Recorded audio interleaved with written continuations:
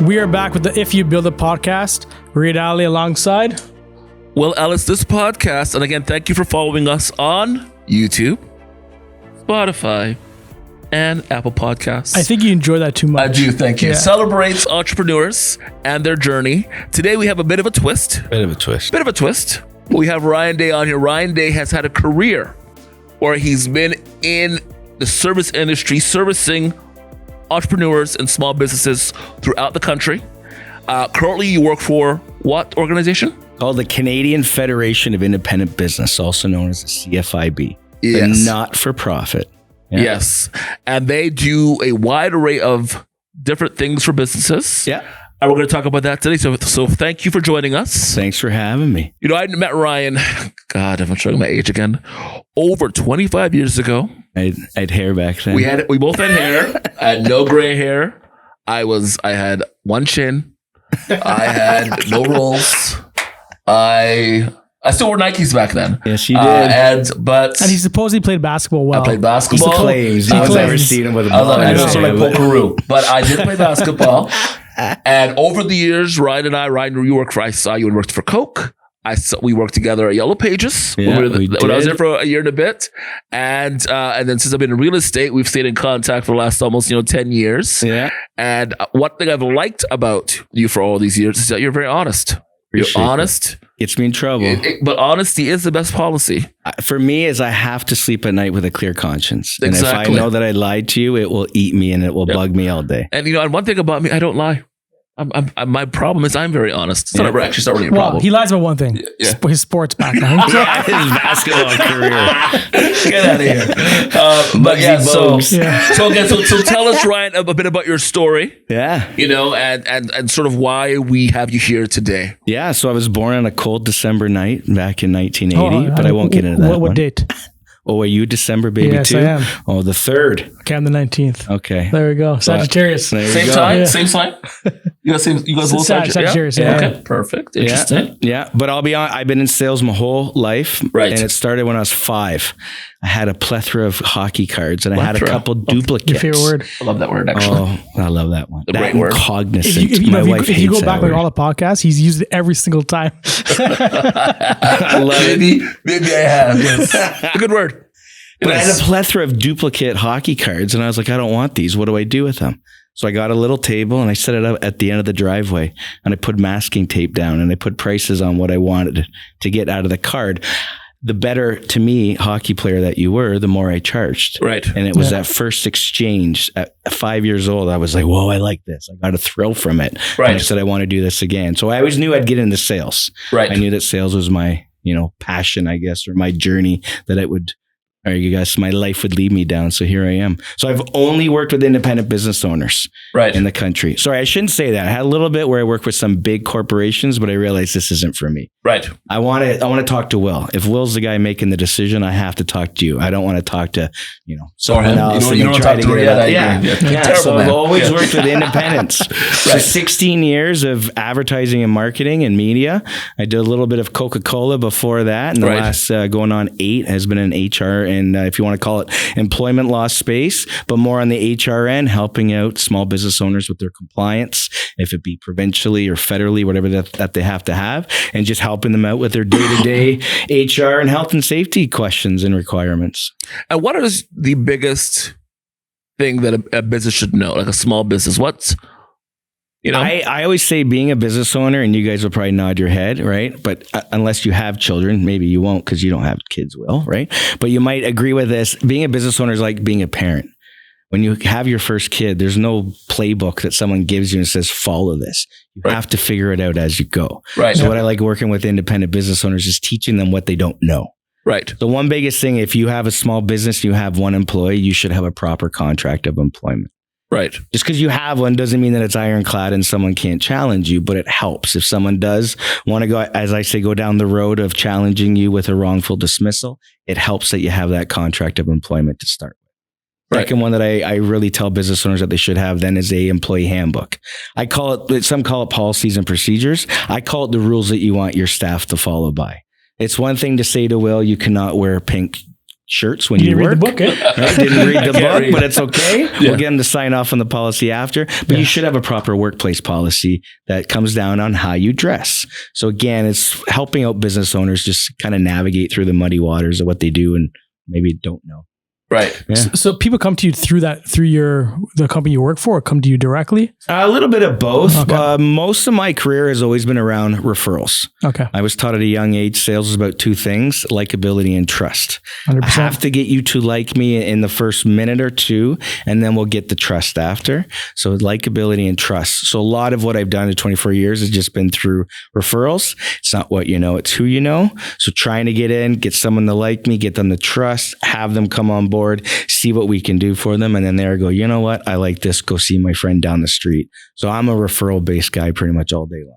And does most of your business start at the beginning when people are opening a new business, or is like they could be in the business for 10 years and they come to you, or? It could be anything. Okay. Yeah. So I say it could be where someone has gone down the road. If it be a wrongful dismissal, doesn't want to go down that road anymore, then they go, okay, I need to get some things in my business to maybe protect me. Other ones are, hey, starting off, this is my son starting off a business, get him in the right direction.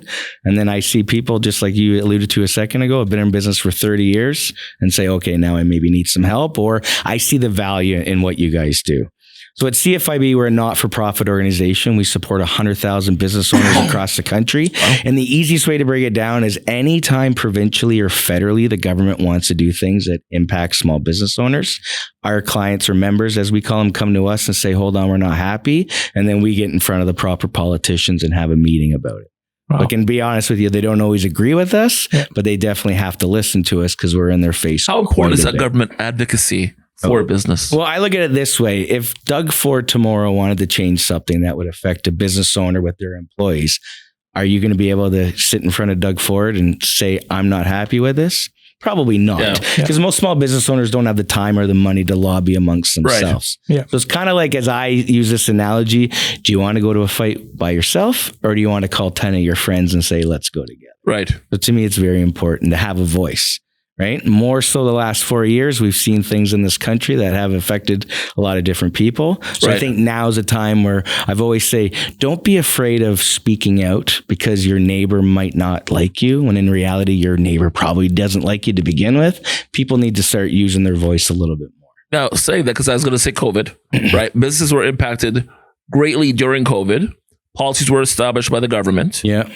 Now people are having to pay back these ridiculous loans. Yeah. How do I put this? How does a business navigate policy in a way that can benefit them long term? That's a loaded question. I know. Can you expand that a little bit more? Like maybe give me an example. For many people, I don't really know. But I think for many business owners, especially people that want to follow the law and believe the government is always correct in supporting them. And again, COVID was a time where it was all a guess when we realize it now 4 years later. How does a business owner trust themselves or use your services to navigate through all the noise? That's a good one. Again, I don't know. I think for me, I tell everyone, use your gut first. Right. Right. But if you're the kind of person that when someone says jump and you jump, then maybe jump. Right. Right. I'm a firm believer in myself my whole life. I don't jump in the deep end first. I'm going to put my toe in the shallow end and test the waters a bit.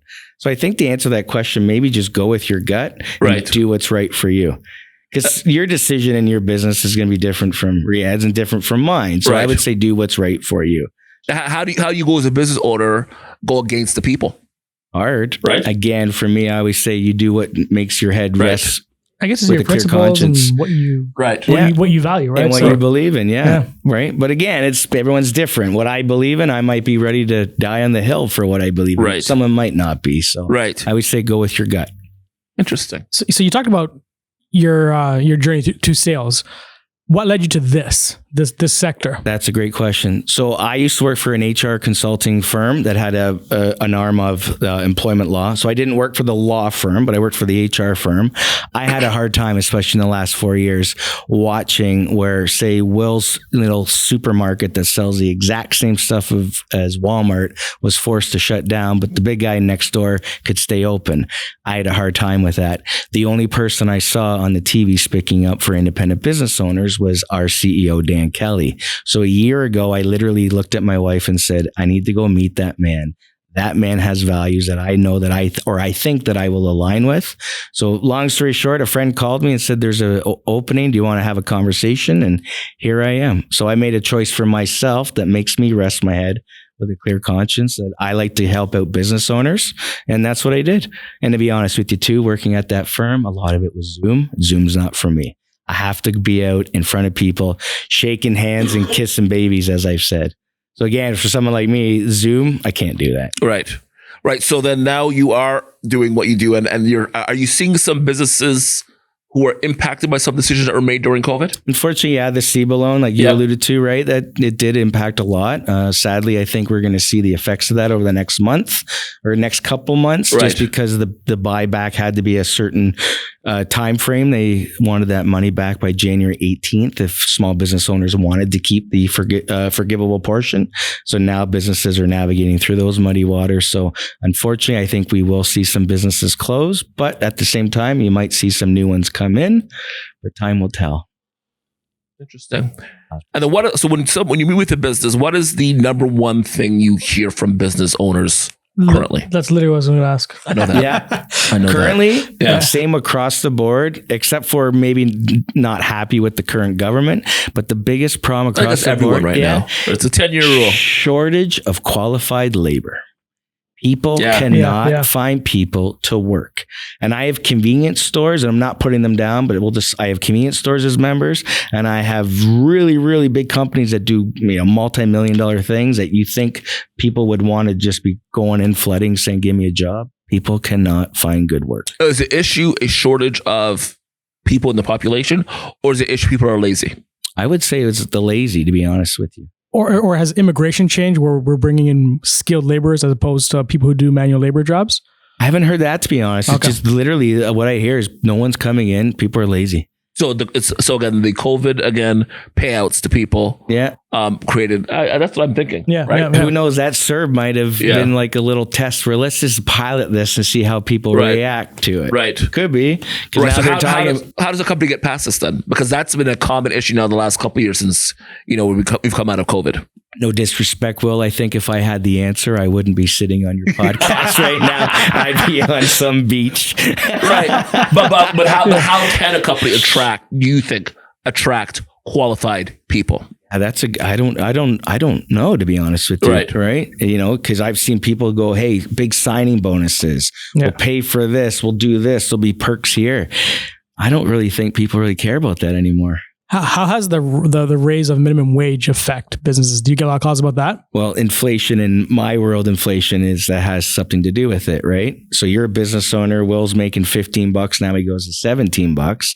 Where's the $2 from you coming from? So typically that means that you're going to have to raise your prices over here to pay him. So it has a massive effect on it. Yes, do I think everyone should be paid equal, or not paid equally, but pay a fair wage so that they can afford things? 100%.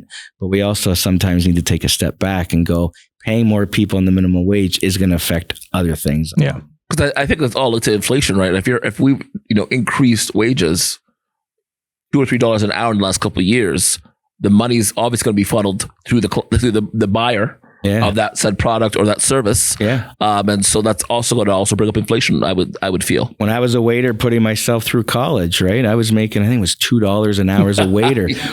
They're getting, I believe, don't quote me, I think the same amount as minimum wage. Or slightly below, but it's a lot. It's like 15, 16 bucks. Yeah, it's crazy. That's crazy. Yeah, but when at my first job, 7-Eleven, I made $6.40. I thought it was a pimp. I thought it was great. Mine was $6.85. I remember. I was like, right. That's crazy. Yeah. Right now, minimum wage is $60. But again, I think today things are a lot more expensive as well. I mean, you guys are parents, right? It's not cheap to have three kids. of those fun sucking, Yeah, money like, you know, you have little your kids awesome are high performing athletes, right? Yeah, so kids programs these days are holy crow. Like what we're playing to play basketball or volleyball or whatever it is, it's expensive. Yeah. I did martial arts my whole life. I used to pay $10 a month. Oh, wow. That was your membership. $10 a month to train. I have 2 girls in competitive dance. Oh, yeah. And your son plays rep hockey. Rep hockey. Like, yeah. Oh, that's even crazy. the next Not level. knocking the dance. I love it. That's way more expensive. Is it more than $10 $10 a month? Sorry? Is it more than $10 a month? 11. $11 a month. Plus HST? Yeah. Perfect. So does your company service all of Canada or Ontario specific? Yeah, or we're right across Canada. So we have 100,000 members that we support. So myself, I do Ajax, I do Oshawa, and I do Whitby. So I have 500 business owners that I see. Wow. Yeah. So my mandate is once a year, I have to go see my clients. I sit down, bring them up to speed on the current changes that the provincial or federal government's doing, bring them up to speed on the work that we're doing. So one thing we're working on right now is the carbon tax, trying to get them to go, hold on a second, you're taking a lot out. So maybe we can look at the carbon tax. So does every business have to be a member, or do they be a paid member of this, or how do they become a member? Yeah, it's a great question. So I do think if you have a small business, I think you should be a member. It's strength in numbers, right? Yes. A lot of, pretty much everything that our company does support everyone, but it's better to have more people on board because then it puts more effort into it and allows us to, just fight a lot more. So I'm a firm believer. If you have a small business, you should be a member of CFIB. So you said you are the guy from Ajax to Oshawa? Yeah. Right. And so if someone's watching this, which, we have so many viewers, thank you again. Follow us on YouTube. YouTube. Right. Spotify. That's who's over there at that light. I see you there, Joseph. YouTube, Spotify, and Apple Podcasts. Now, if someone wanted to reach out to you, and let's say they're not in that area. Yeah. If they were to email you, you could forward them to the right person? 100%. Yeah. Perfect. So how many people work Ontario? Like how many guys are like you that work this province? Question. And I will assume that you guys have people that represent the entire province. Yes, we do. Yeah. So again, so 30, once 40 to get a hold of you, there's about 200 people that do what I do across the country. Wow. Yeah. And then if someone wants to get a hold of you, how could they do that? So I'm on LinkedIn. Right. I don't do Facebook. Right. Unfortunately, I don't. Do you have an email that people can email? Yeah. Ryan, RYAN.day, DAY at CFIB.ca. Perfect. Now let's go back to advocacy. Because I think even if people don't sort of want to, I agree, people should be involved because every business, in my opinion right now, is being impacted by the carbon tax, by inflation, by this seems to be a subject that touches someone differently in their own kind of way. Yeah. Does being a member give you access to information that you wouldn't get typically? So there's 3 pillars I say that we work in. Perfect. The first one is we could be your informal HR department. Most business owners, again, don't know what they need or don't really know how to navigate. Right. So we have business advisors that our members can call all day long, get a live person on the phone that walks them through their HR, health and safety, even tax questions we can help out with. I kind of say any business related question, just call us. If we don't have the answer, you have to go over here. Right. Gets rid of the 20 phone call frustration. Right. As I say, the second part is we have a saving program. So we have some great partners like Scotiabank for banking, Chase for merchant services, insurance, budget car rental, to name a few. Our members get discounts off of that. So if anyone is currently with Chase and they're not a member of CFIB, call me because you'll get some discounts that most likely will pay for it off the hop. And then the last piece of what we do is we give a larger voice for the independent business owners. Right. So again, anytime provincially or federally something happens that they're not happy with, they let us know, and then we go and sit in front of the proper politicians. If we feel like it's worthwhile, which most of it obviously is, and affects everyone, then we lobby on amongst their behalf. Is there a common type of businesses that join you, or is it anything? Really? Okay. Yeah. So I name an industry, I have a member. I have a church that's a member. Really? Yeah. Lawyers, dentists, anything. Real estate agents? But that's real estate agents, Real estate agents, really? Yeah. I have one right here in Oshawa. Great guy. Oh. Yeah. It's not me. It's not me. Yeah. We can you said great guy. Great guy, I'd say. It's not me. Interesting. There's so many questions. My mind's racing because I have questions for you. But let's talk about when you're not working. Let's get to know you a bit better now. Okay. what does a day off when you're not, okay, let me preface this. A day off when you don't have the kids to take to hockey or dance. What does a day look like for Ryan Day, the man relaxing? Well, that's what it normally is I'm at the hockey rink most of the time. Right. But when I'm not, I'm a cottage guy. I'm very fortunate. My in-laws bought a cottage 22 years ago. Right. So we're up there whenever we can. Right. What area? Bob Cajun. Bob Cajun. It was in Bob Cajun. And I like, it's not far. No. That's why I like Bob Cajun. I'm an hour door to door. If I ever had a cottage, that would be my thing. Like, know, people. I'm not driving 3 hours. I have a cottage in Montreal. I'm like, why would I drive 5 hours? I go twice a year. Yeah, like, it doesn't make any sense. I like that street festival they do out there in Bob Cajun. Yeah, I forget what it's called. Go to street festival out in Bob Cajun? What are you that main strip, and they all the stores have an outdoor sale. And okay, I can't remember the name of it. I forget the name. Yeah, I'm the kind of guy. As soon as I go to the cottage, I stay at the cottage. Well, you don't leave. I hardly leave. I only leave to go see Mr. Bill, as we call him, around the corner. So you've been in my garage. You've seen all those signs. Your garage is my inspiration. He goes and he gets signs for me. So every weekend I go up and I give him a $50 bill. It seems like every Saturday. What kind of signs? It's anything. I love old advertising. Yeah, I have a sign from the 40s. Like his garage, like my garage is finished, but I went into his garage at the start of COVID, maybe. Yeah, Yeah, and he has a golf simulator in there. He's got beer signage and a great fridge and a great setup. And I was like, I could do this from my garage. And that's where I was inspired. So my garage, as you know, you've been in my garage. You've been in my garage now too. Yeah, is a finished space.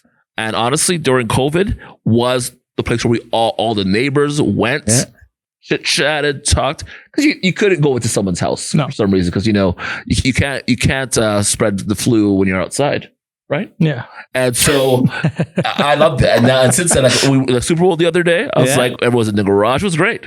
I love that. So thank you for that idea. I don't think anyone should use their garage for what it was really meant for. It should be a new extended space. He parked both cars in there. Both cars in the garage.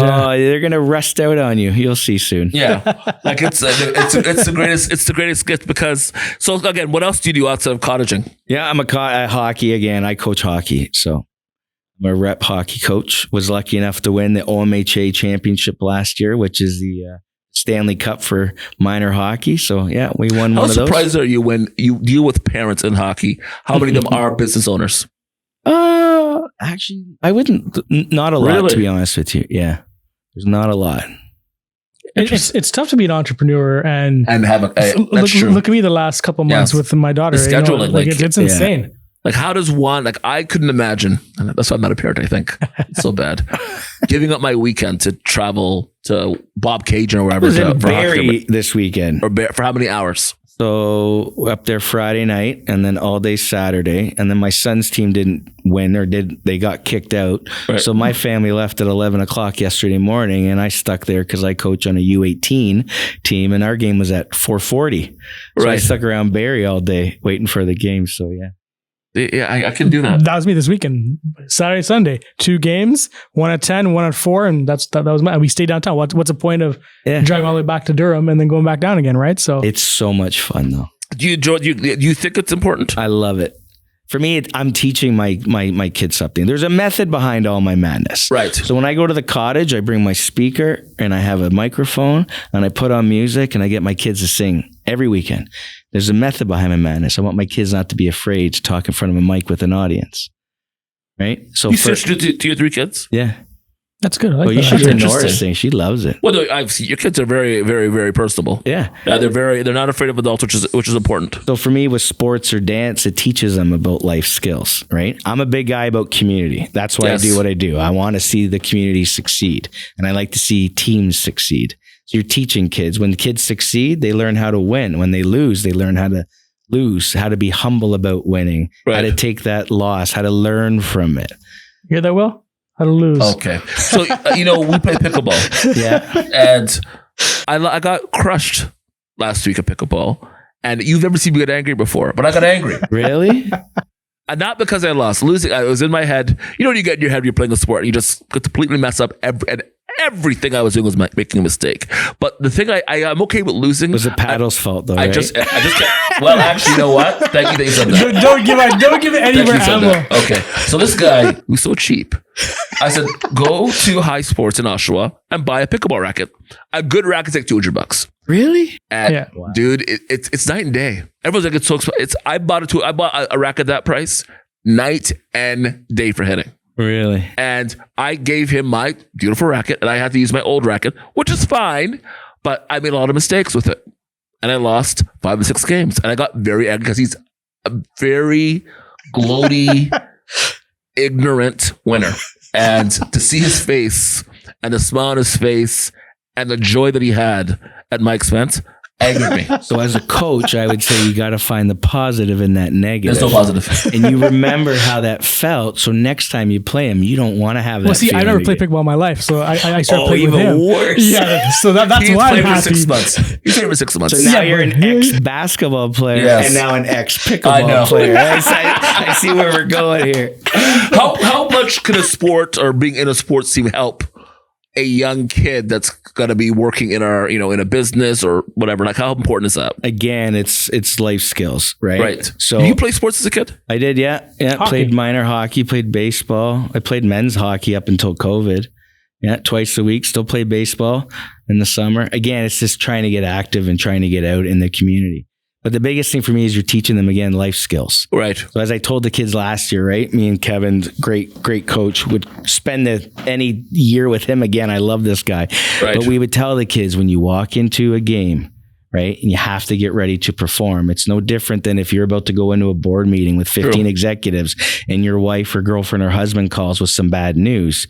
You got to figure out how to turn that off and go in and perform 100%. and leave that and then come out and then deal with it. So that's where it might be similar. So that's what I try to teach the kids is, to me, hockey's more, it's not just on the ice, it's on and off the ice. So I'm a big mental guy, right? Yes. Bringing a beautiful lady named Gabby. She does all mental coaching with any team that I've had the last 2 years. You have, so for children, your kids are what? How old is your son at 12? So last year he was 12. We had 11 and 12-year-olds. And every Monday before practice for an hour, Gabby would do a leadership program and a session. And again, it's trying to get the kids to figure out how to work as a team. So I'm going to toot my horn. We were 1 win, 9 losses, and 3 ties by Christmas. In hockey, that's not a very good record. Don't worry, give it time. The kids then got the message, bought in, knew how to fail, knew how to win, put it all together, went 12-2-2, went 5-1 in playoffs, made it the OMHAs, and went 4-1 there. Wow. But it took them a while to get the message, but the message is, go ahead and lose. Don't worry, learn from it. What's the positive in the negative? Pick up your teammate when he's down. So do you bring that to the businesses that you... I try to. Okay. Yeah. But I'm a hypocrite sometimes. I don't always practice what I preach. I'm not a parent, so I know many parents. This whole mental training, leadership, learning how to fail with grace, is that something that's common in all sports? I would say no. So why so again, is this something that I guess that you believe in, or is this something that's always been a part of this team? I think it's something I believe in, but the team we had last year also had other people with similar mindset. Right. The one thing about Kevin and our team last year was he put pieces together. We all worked together. A lot of times in sports and anything, right, you get the head coach, it's my team. It's all about me. You got to put your ego aside. Right. It's about the kids and what's right for the kids. So I tell any new coach coming in, any decision you make sure it's right for those 16 kids or 17 kids. Don't worry about what those parents think about you, because in reality, and like I said in the beginning, they probably don't care about you anyways. Make the decision that's right for the kid. And you're probably going to do a decision that 1 or 2 or families or kids might not like, but as long as it's for the collective and it's for the betterment of the group, then you stick behind it. And this all can be related to what I've done, and any team I've ever coached, is put together a handbook for the team. These are the rules I want you to follow in the beginning. So if little Johnny gets out of line, you can have that meeting with the parents and say, hey, little Johnny, remember in the beginning, the team handbook, the team charter, you signed off on this, you're not doing it. It all comes back. So a lot of what I do in coaching is what I've learned over the years with. See, there's a method behind my man. Interesting. All comes full circle. So as we wind down here, that's interesting. What's one message you'd give to business owners? Yeah. Right now, I would say follow your gut. Do what's right for you. And make sure if you're starting off, get proper contracts and a proper policy manual. Because again, when it comes down to an employer's word versus the employee, they will typically take the employee's word if the employer doesn't have the proof, which comes back to being a parent. Like, that the playbook I said in the beginning, being a business owner is a lot like being your parent. I hate this analogy, but it's true. Your employees are your children. It's your job as the employer to take care of your children. Put the rules in so everyone knows what they have to do and you all win together. Wow. Amazing. That's and interesting. That is the gospel from Ryan Day. Well, it's being consistent. What you're 100% correct. It's being consistent. It's about being and being, how do I even put it? It's just about being honest, really. Yeah. Right. Like you got to be honest with yourself. And if you're running a business, it's like coaching a team. It's you got to lead by example. Yeah. And if you don't have the tools, then you have to, again, use your company and your services to get the right tools to succeed. Because what you don't want to do as a business owner is to sort of start something and make a mistake that could have been easily avoided. 100%. Right. So interesting. All right. Tell us how people get a hold of you. Yeah. So LinkedIn, if you want to find me, Ryan Day, or ryan.day@cfib.ca. Perfect. Wow, that went by fast. I told you I could talk to Ryan for hours, but I didn't want to get into other subjects, so this could go on until 10 p.m. tonight. But again, Ryan, thank you for this. Thank you. Guys, reach out to Ryan. Good man. And again, if he services, again, Ajax to Oshawa, but if you reach out to him and he'll forward you to the right person that can help you. Wow, that podcast went by fast. Yeah, it went by so quickly. You can follow us, the If You With the Podcast, on YouTube, Spotify, and on Apple Podcasts. We will see you soon. Thank you again for joining us. Thanks for having me. And again, we will see you, Raider, and I will see you very soon. Thank you. Thank you.